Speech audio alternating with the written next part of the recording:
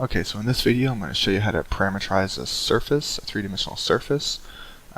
When you parameterize three-dimensional surfaces, it requires the use of two parameters. So in this case I'm going to call the parameters S and T. Okay, so these are going to be the parameters that we use here to make things simple. Okay, so this is a question out of a multivariable calculus book that I have. The answer that I have is different than the answer in the book, but you can parameterize things a number of different ways, so I have no doubt that both my answer as well as the answer in the back of the book are both right. So anyway, so the question is this. You have a sphere given to us by this equation here. You should recognize that this is a sphere of radius 2. Okay, and they want us to give a parameterization of the region of the sphere that's bound by these two planes here, this z equals 1 and this z equals -1 plane. Okay, so they want to know the parameterization for the region of the sphere that lies in between these two planes here.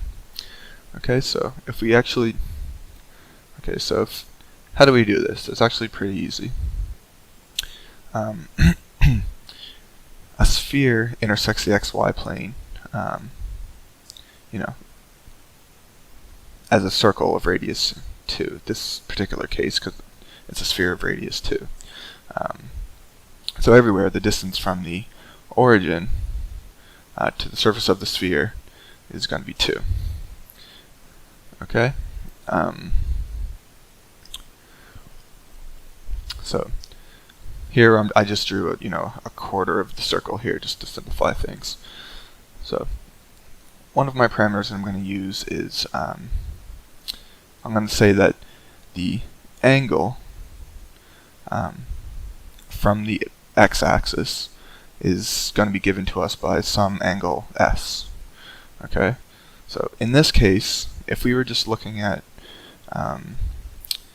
the level curve of this sphere when z equals 0, the circle in the xy plane, then yeah, it'd be pretty easy to parameterize. X and y would just be 2. X would be 2 cos s, and y would be 2 sine s. But it's not that simple. It's easy, but it's not that easy. Okay, so we're not just looking for a point along that circle, the circle that lies in the xy plane. We're looking for, this will make sense here in a minute, but we're actually looking for any point P along that sphere. So what I drew there is a point P that lies above the xy plane on the surface of the sphere and is being projected down onto the xy plane. So I'll show you what I mean. So I drew that here. Oop, and I had put different angles in there. Okay, so if we look at any general point P along the surface of the sphere, and we project that down onto the xy plane, we know, like we said, this is a sphere of radius 2, so the distance from the origin to the surface of the sphere is always going to be 2. Okay, but when this point is projected down, into the xy plane, let's say that this blue line here that goes off to this point P projected down, I'll call it like P sub 1, so it's like point P projected down onto the xy plane. So the distance from the origin to P sub 1 is going to be some distance r. Well, in this case, if we're still just looking at what's going on in the xy plane, and we're not, I didn't spoil the surprise here by drawing in that little angle, but just pretend like you didn't see that.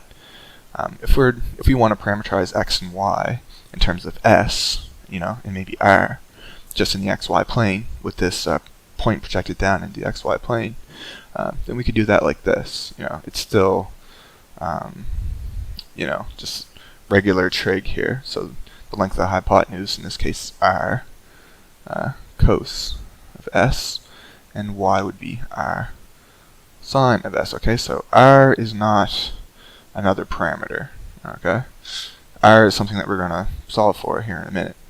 So the other parameter is actually going to be, what did I say, t, and it's going to be the angle that this arrow that points to point P makes with the xy plane.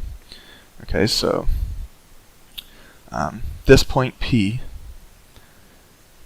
is going to be at a height, some height z.